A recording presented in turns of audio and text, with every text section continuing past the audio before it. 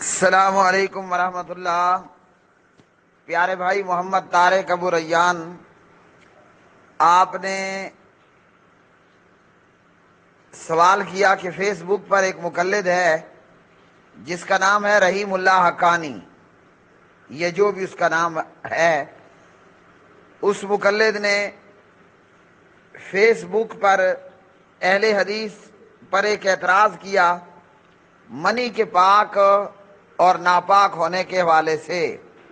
منی کے پاک اور ناپاک ہونے کے حوالے سے رحیم اللہ حقانی مقلد نے فیس بک کے کسی پیج پر اہل حدیث پر اعتراض کیا، اور اس مقلد نے ہمارے بھائی ابو حسان سواتی حافظہ اللہ کا ایک چھوٹا سا کلپ بھی اپنے اعتراض میں جوڑا اور منی کے حوالے سے کچھ باتیں لے کر آیا کہ منی ناپاک ہے، اور اس طرح پھر منی کے حوالے سے کچھ بیہودہ اور مسخرہ پن قسم کی باتیں بھی کہیں۔ تو سوال کہ کیا منی پاک ہے یا ناپاک ہے، سب سے پہلے تو یہ اس پر میں تفصیلی جواب دے چکا ہوں کہ منی پاک ہے۔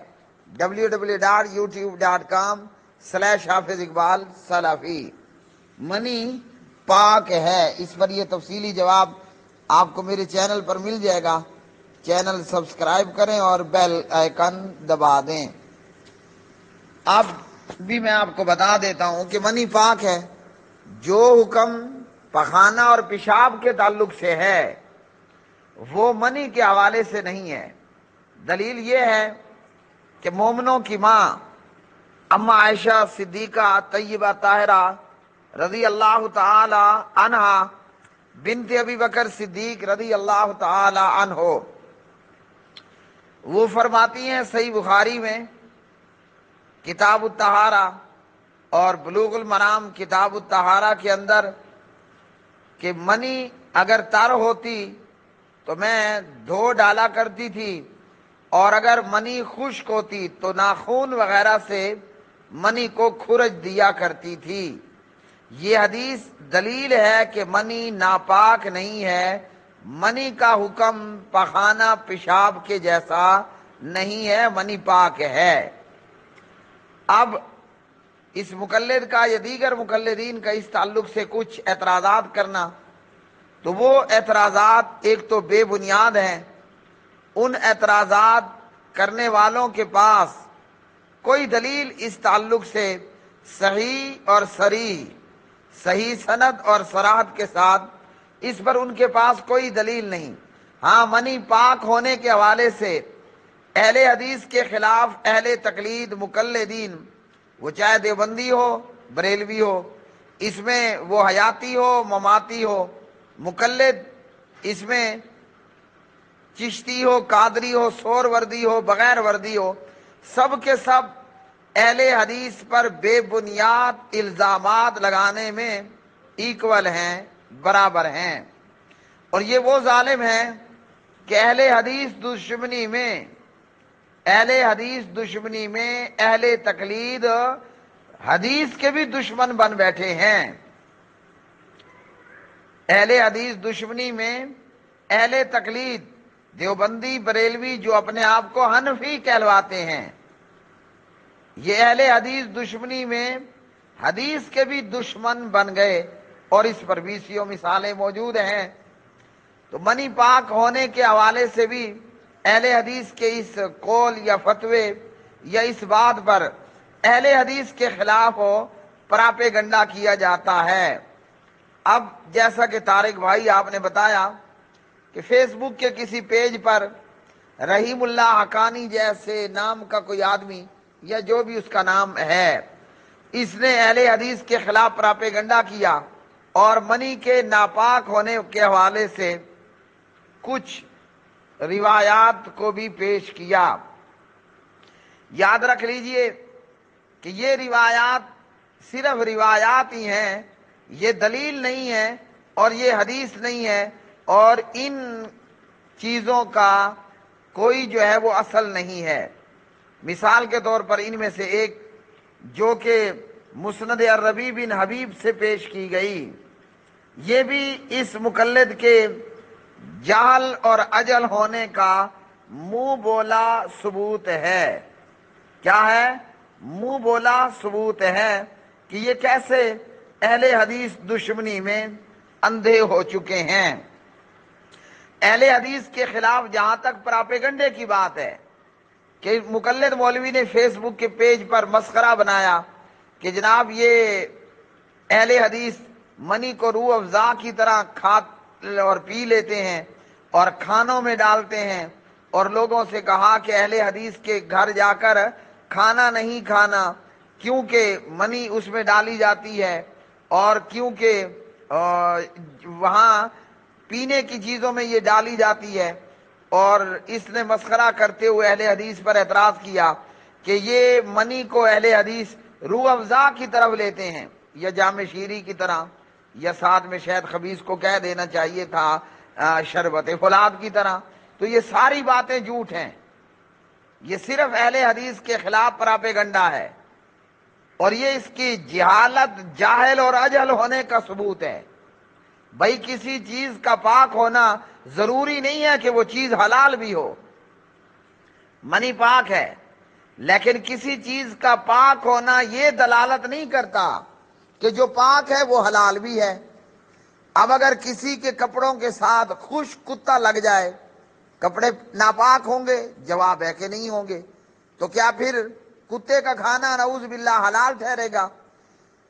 اسی طرح بندہ گدھے کے اوپر سواری کرتا ہے، بندہ گدھے کے اوپر سواری کرتا ہے، تو کیا پھر گدھے کا کھانا بھی حلال ہو جائے گا کہ گدھا بندے کے جسم اور کپڑوں کو ٹچ کرتا ہے؟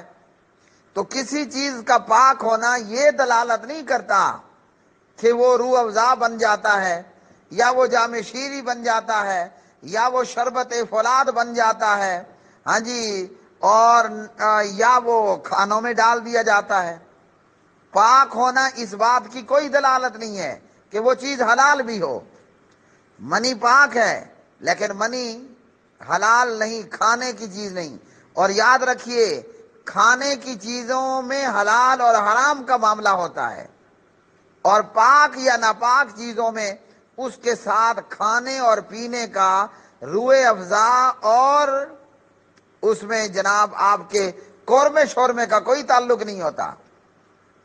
تو اس لیے یہ ظالم کا صرف اہل حدیث خلاف پراپیگنڈا ہے کہ یہ روح افزا کی طرح کرتے ہیں، اور کھانا اور جناب یہ ملک شیک کی طرح یا قورمے شورمے کی طرح۔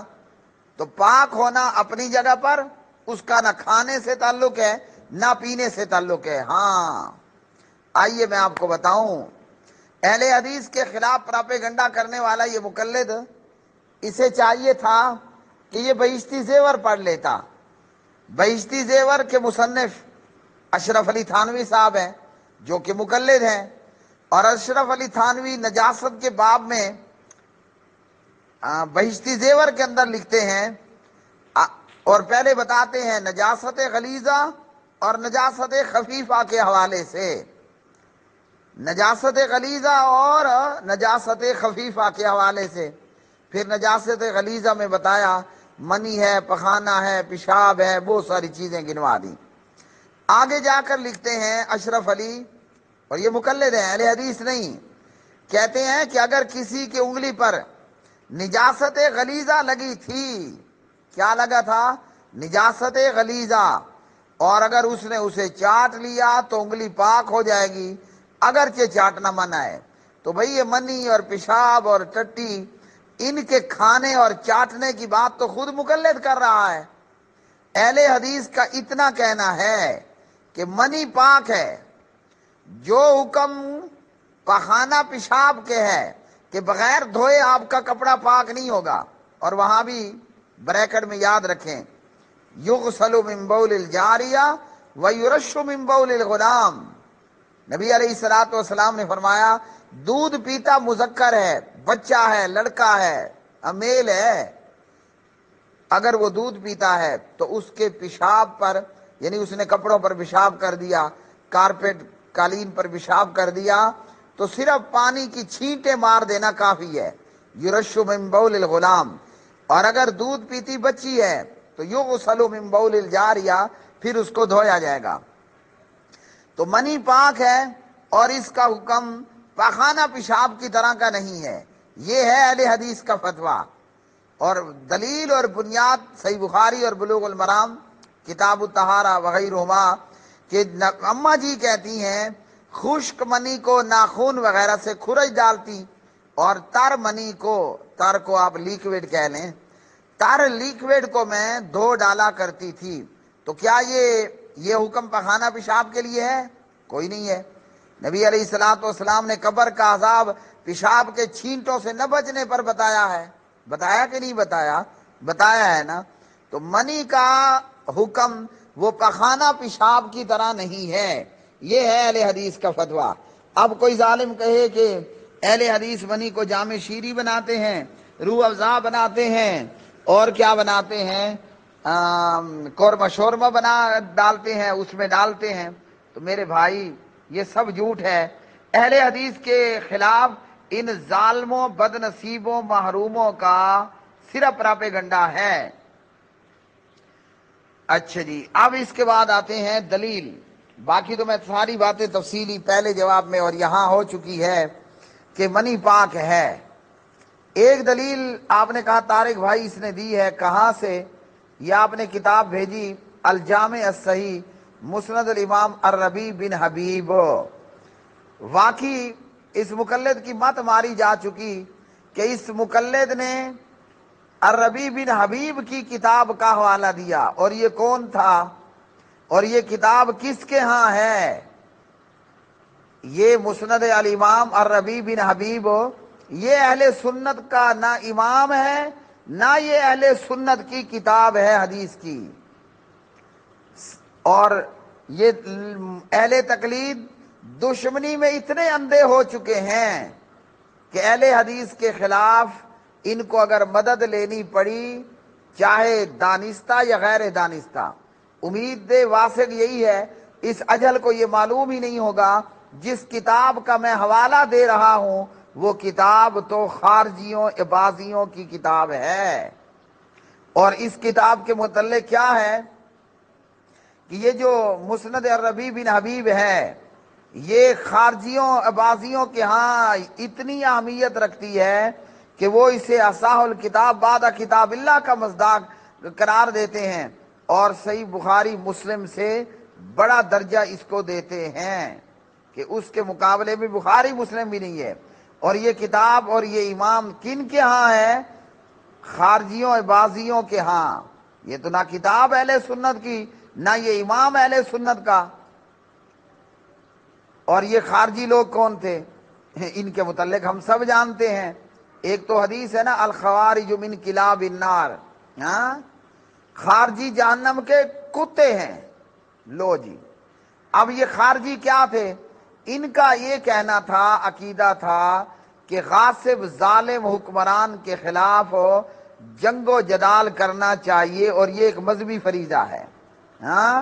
اس لیے ان لوگوں نے بنو امیہ کے خلاف بار بار خروج کیا اور خون خرابہ کیا، اور مسلسل یہ جنگ و جدال کرتے رہے، یہاں تک کہ یہ خارجی عبازی صفحہ ہستی سے مٹا دیے گئے۔ اب یہ آج ظالم جاہل اجل مقلد اس مسند امام الربیع بن حبیب کو اور اس میں موجود اس روایت کو لے کر آیا کہ جناب یہ جو ہے وہ منی پلید ہے۔ منی کیا ہے؟ پلید ہے۔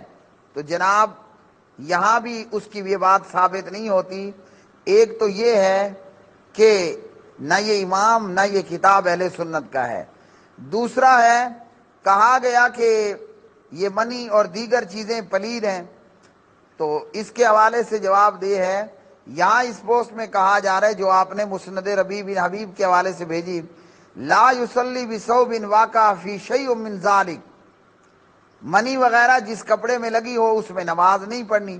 یہاں یاد رکھیے بریکٹ میں صحیح حدیث سے ثابت ہے حیض لگے ہوئے کپڑے میں نماز نہیں پڑھنی، دھویا جائے گا۔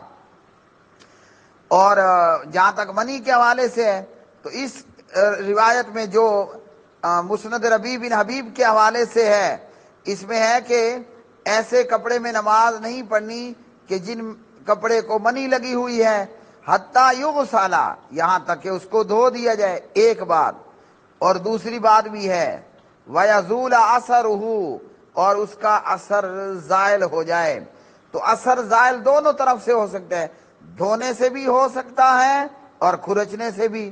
تو اماں جی عائشہ رضی اللہ عنہ تر منی کو، لیکوڈ منی کو دھو ڈالتی اور خشک کو ناخون وغیرہ سے کھرچ ڈالتی تھیں۔